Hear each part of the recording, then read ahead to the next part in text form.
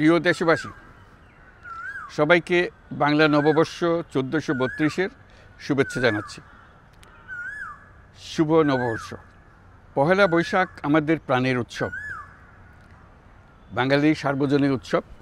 পুরো পৃথিবীতে যেখানে যেখানে বাঙালিরা আছেন, আজ আমাদের সবার আনন্দের দিন, বর্ষবরণের দিন। বাংলা সাল গণনা শুরু হয়েছিল কৃষিকাজের সুবিধার জন্য, ফসলি সন হিসেবে। এখনও এদেশের কৃষকরা বাংলা তারিখের হিসেবেই বীজ বোনেন, ফসল তোলেন।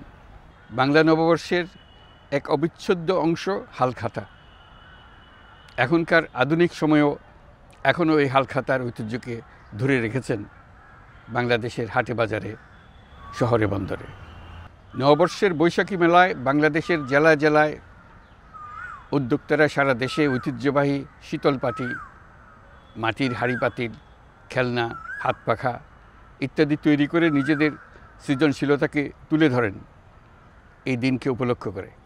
বাংলাদেশের সংস্কৃতি ও ঐতিহ্য রক্ষায় এবং একে এগিয়ে নিয়ে যেতে আমাদের সবাইকে সক্রিয় ভূমিকা রাখার জন্য অনুরোধ জানাচ্ছি।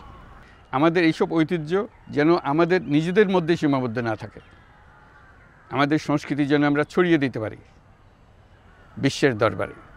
বছরের এই দিনটিতেই আমরা সুযোগ পাই আমাদের সুদীর্ঘ ঐতিহ্যকে নতুনভাবে নতুন প্রজন্মের কাছে উৎসবমুখর পরিবেশে তুলে ধরতে এবং পৃথিবীর সামনেই তুলে ধরতে। পাহাড় ও সমতলের বিভিন্ন জাতিগোষ্ঠীও চৈত্র সংক্রান্তি ও নববর্ষে এবার বড় পরিসরে উৎসব উদযাপন করছে। পহেলা বৈশাখ সম্প্রীতির দিন, মহামিলনের দিন, আজ সবাইকে আপন করে নেওয়ার দিন। এবারের নববর্ষ নতুন বাংলাদেশের প্রথম নববর্ষ।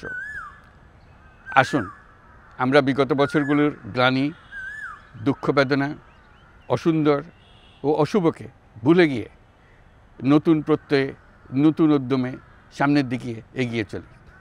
চলুন নতুন বাংলাদেশ গড়ে তুলি। 24-এর গণ অভ্যুত্থান আমাদের সামনে বৈষম্যহীন বাংলাদেশ গড়ে তোলার সুযোগ এনে দিয়েছে। এই সুযোগ যেন আমরা না হারাই। বৈষম্যহীন বাংলাদেশ গড়াই হোক এবছর নববর্ষের আমাদের অঙ্গীকার। আমি নববর্ষের সকল আয়োজন ও উদ্যোগের সাফল্য কামনা করছি।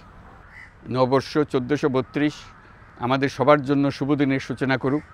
নববর্ষ আমাদের সকলের জন্য নতুন ও গভীর আনন্দের উন্মোচন করুক, এই কামনা করছি। সবাইকে আবারও আমার নববর্ষের শুভেচ্ছা ও সালাম জানাচ্ছি।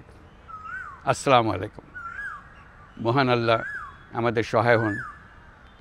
আল্লাহ হাফিজ।